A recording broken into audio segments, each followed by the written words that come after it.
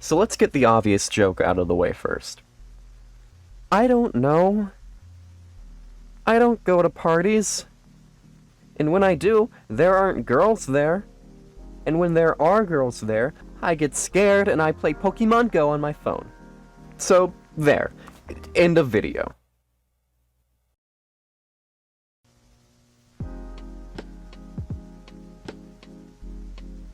If you saw How to Talk to Girls at Parties at a bookstore, you would be forgiven, based off of name alone, for thinking it would be a very different book than the one that follows. How to Talk to Girls at Parties is a 2006 Hugo-nominated short story written by Neil Gaiman that was adapted into a comic in 2016 and a live-action feature film the following year. The story follows two 15-year-old boys looking for love as they mistakenly attend this house party filled with nothing but human-passing aliens. The entire story is told via recollections of a roughly 45-year-old in 30 years in the future. Vic is classmates and best friends with In. Vic is very charming and good-looking and does exceptionally well with the ladies, and has no trouble at all catching the eye of the party's host, Stella, who by In's own account is very attractive. In, on the other hand, has very little experience with romance, having only kissed 3 of his little sister's friends.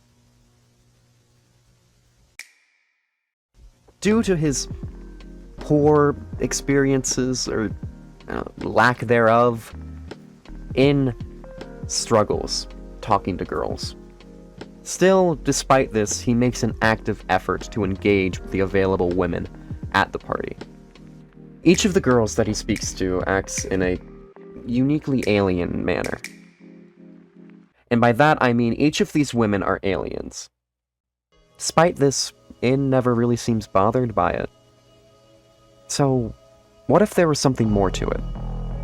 What if we didn't take the story at face value, but instead see it as a metaphor? Each of the girls being representative of a different relationship one might have throughout their life.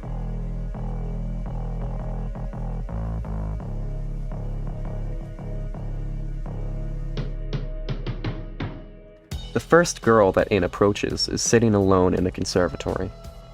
Her name is Wayneswain. In sits in silence with Wayneswain for several moments before Vic walks past the door and sees the two of them, and he sort of nudges In into a conversation. The conversation that follows is awkward and incomprehensible to In. Wayneswain, in my opinion, can be seen as a metaphor for a first relationship, or one in its early stages. Their interactions are uncomfortable and clumsy. In understands most of the words that Wayneswain says, but not what they mean, to the point of thinking that she might even be foreign. Along with that, In has to make an active effort not to stare at Wayneswain's breasts upon their meeting. He's acting like a middle schooler who just realized that, oh, girls don't have cooties. Wayneswain also abstains from having sex or even dancing with In, as it is, quote-unquote, not permitted. Just as a young person would avoid intimacy if they had been given the sex talk by a parent before a first date, or if they simply weren't ready for it. When In asks if she wants a drink, she goes for the safe choice. She asks for a glass of water. When In returns to the conservatory with drinks, Wayneswain is nowhere to be seen.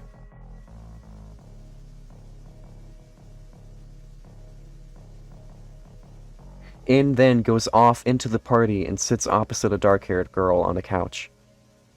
He offers the nameless girl the water that he got for Wayneswain. She takes the water, quote, extremely carefully, as if she were unused to taking things, as if she could trust neither her vision nor her hands, end quote. She begins to talk about how she loves being a tourist, but complains about how she wishes she were somewhere else. That is the common theme with the second girl. She's unhappy. She acts as a rebound. Both parties involved want something different. In wants a physical relationship and does not care who it is with. He even states, when talking about the girl, quote, "She wasn't the prettiest girl there, but she seemed nice enough. And she's a girl anyway." End quote. Meanwhile, the girl wants an emotional connection with someone who will listen to her vent and express her distaste for life. She says she's unhappy and wishes to die. She hates her body and all the minute details that are attached to it. And she just wants someone to listen.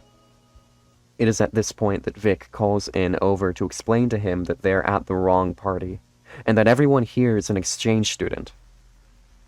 Vic goes on to reinforce the notion that In should still go out and try to talk to the girls here, which, rightfully angers In, as he very clearly was talking to a girl. But, alas, as soon as In attempts to go back to the dark-haired girl, she is seen talking and laughing with someone new. This new boy seemingly brought out a more engaged and happy side of the girl, something In failed in doing. In wanders away into the kitchen, where he projected himself to be at the beginning. Vic and Stella rendezvous upstairs.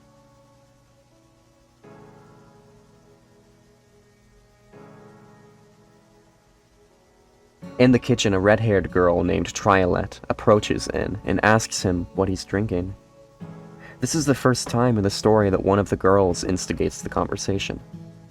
Triolet immediately expresses an interest in In. Triolet is the embodiment of an ideal, happy relationship. One that both parties enjoy and feel comfortable with. In is now out of his toxic rebound and has found someone new who makes him happy, just like the dark-haired girl did when he left. Although In does not fully grasp what the girl is saying, he enjoys hearing her talk. Quote, "You can hear Homer's Greek without understanding a word, and still know it's poetry."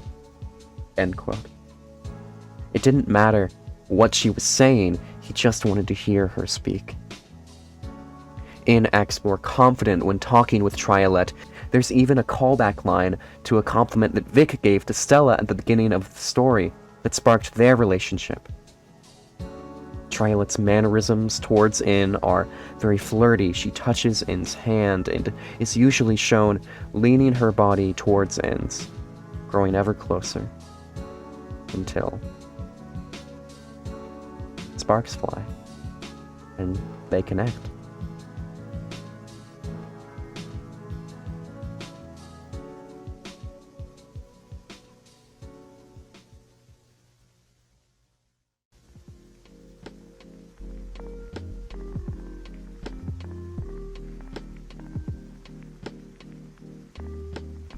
Before I close this video, I'd like to stick in one last point that I couldn't find a good spot for anywhere else. Stella, the party's host, acts as a crush for In. The reason that she acts like a crush rather than a true relationship like the other girls is that she is coupled with Vic from the start. And that, of course, stops In from pursuing her, despite claiming that Stella was the prettiest girl at the party. Upon their arrival, In watches Stella dance, admiring her movements and the strange music in the background. He is infatuated with her, constantly narrating to us how pretty she is throughout the story, and how jealous he is of Vic when he gets to take her upstairs. Stella is unobtainable to In, much like how a real-world crush might be for whatever reason.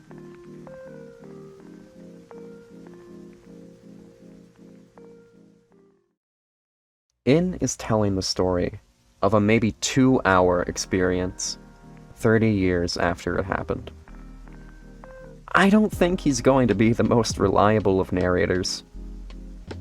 The alien speak could also be looked at as in being 15 and seeing girls as a completely different race of being, finding them so incredibly hard to understand at that point in life.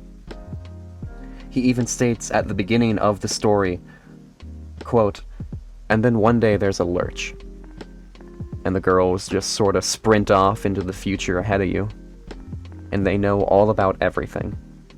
And they have periods and breasts and makeup, and God only knew what else, for I certainly didn't." End quote. This shows that he feels light years behind of every girl because they mature much faster than boys. I completely understand the notion that two people can be speaking the exact same language, and yet one person can be so far out of the loop that there's this massive disconnect between them that makes them feel like they grew up on different planets. I don't know. I digress. I didn't really talk about the movie here at all, because it is a completely different story. The short story is 15 pages, and the movie is almost 2 hours long. Also, In only talks to one girl in the movie, and she's seemingly a combination of the three main girls of the story rolled up into one.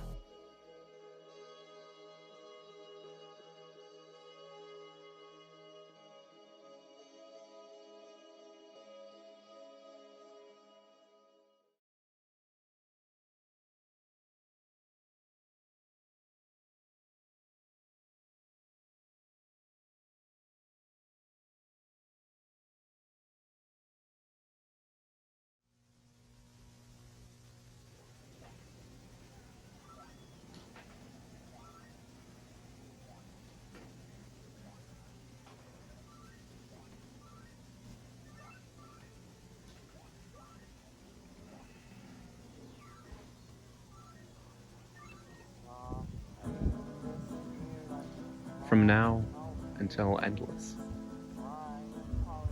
That is what you said. I love you with all my knuckles, muscles, bones, and tendons. From now till endless. Happy Pride!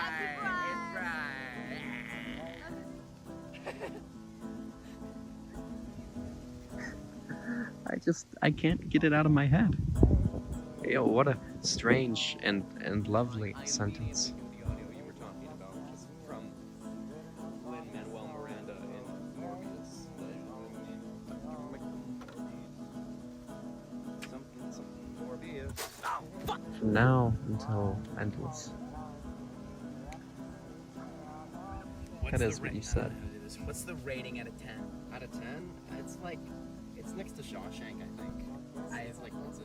Okay. Yeah, there was a Shawshank reference in the movie, actually. There was. I heard Yeah. that. Yeah. I think we very It's like a a 9 9 out of 10. I don't know how to play this game.